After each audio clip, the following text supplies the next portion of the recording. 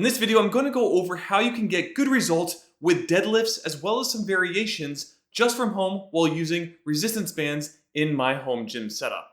One great thing about bands in a small minimalist style setup is that you can increase the amount of resistance that they can provide by simply adding more bands. Now, if you max all the bands you own, then you might need to get more, but in general, I use loop resistance bands, and putting 2, maybe 3 is enough for me in just about all cases.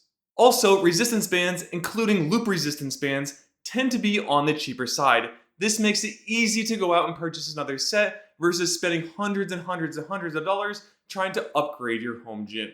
And to demonstrate the variations of the deadlift in this video, I will be using the following pieces of equipment. First off, I will be using the Undersun resistance loop bands, as the SunPal bands I was using for a while recently snapped. I will also be using the Geku or GEKU resistance bands bar. I do have a different option as well if you want that one, but I prefer this one for my home gym setup.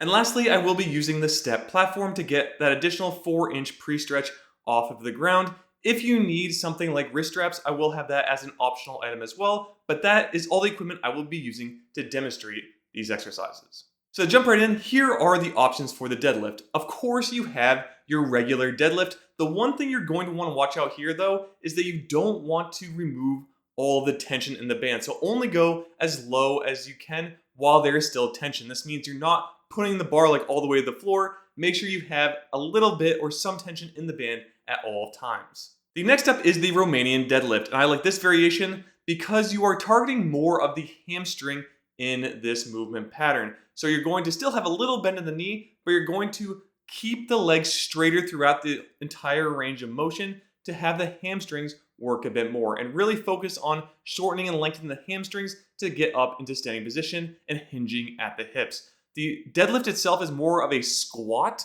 just with the resistance being pulled from the floor, where this is more of a hip hinge. While both are hip hinges, this is more of a hip hinge while using the hamstrings to try and get back into a standing position. Now, similar to the Romanian deadlift is the stiff leg deadlift. I personally don't perform this one very often or at all in my workouts simply because you're trying to put the bar basically on the floor where you lose most of the tension, so I just do the Romanian deadlift instead, but whatever you want to call it, you can do either or.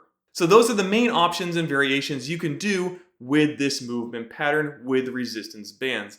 You could also do something like a hip thrust, but you need a completely different setup for that, so I'm not going to cover that in this video. Now, one thing you may want to look into is your grip when holding onto the bar, especially as you add more and more bands over time through progressive overload. The main reason for this is you want to really focus on the hamstrings and the glutes doing this movement, not on your grip strength giving out. So if you do need wrist straps, go ahead and do it. I try and go as long as I can without using it, but if you're finding that your wrist and grip strength are giving out before your hamstrings in the movement, it might be time to get some straps. However, if you don't have straps and would like to get around this, what I like to do is also alternate my grip on the bar. This makes it so something like the Geku bar, which does spin if you allow it, makes it so that spin does not happen. So I just alternate hands. So one would be supinated or palm up, where the other is pronated or palm away from your face. And that way the bar is not spinning. You can also just alternate every set or something like that if you'd like to do it that way. Again, if you're holding it both pronated, it can make it so the bar is spinning, so it can also make it hard to hold on to over time. Now, I want to emphasize with the deadlift movement, especially the Romanian deadlift style, which is the one I prefer, you really want to focus on the hamstrings lengthening and shortening in the movement. Yes, you are keeping your upper body straight with a flat back and holding it in that position while using your hips and glutes to hinge at the hips to get into that standing position. But remember that the goal is mainly to work the hamstring. So always think about that mind muscle connection. This may take some time. And of course, if you're still in the movement, you're going to be working this. But I really focus on that contraction in my mind to try and see if I can stand with only using the hamstrings. Again, other muscles are being worked, don't get me wrong, but I'm really trying to focus in my mind on the shortening of the hamstrings to stand up as well as the glutes, and then letting it lengthen as I go back towards the ground. And remember, we are not pulling with our back. Our back is simply stabilizing and keeping a straight, flat back throughout the entire movement itself. That way you're not rounding over and potentially getting injured. Make sure you are sturdy with whatever resistance you have picked, because remember, as you actually stand up, it's going to get harder and harder to hold that position. So once you find you're bending too much at the waist or you're feeling like your lower back's about to give out, that is where you may want to end your set. And one thing I always like to do with resistance bands is partial reps at the end. The main reason I do this is because as you are actually using bands and you're going through the range of motion, as you are lengthening the muscle, so as you're lowering that bar back to the ground, you are actually losing tension in the hamstrings.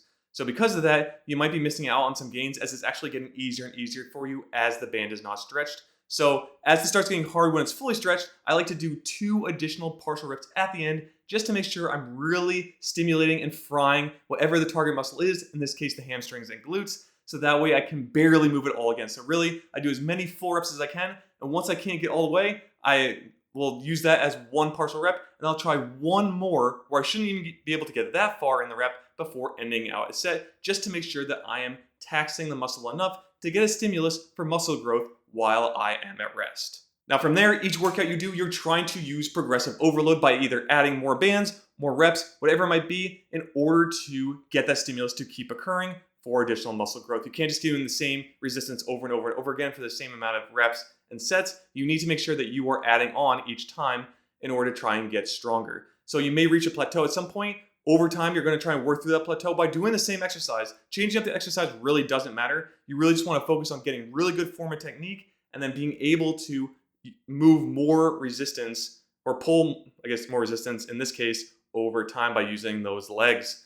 So again, you're going to be adding more bands onto this or adding a harder band over time in order to get the progressive overload for the stimulus to occur. And then it will come down to mainly the protein intake that you take with your nutrition, the amount of sleep you're able to get during recovery, and the water that you have each day to see optimal results.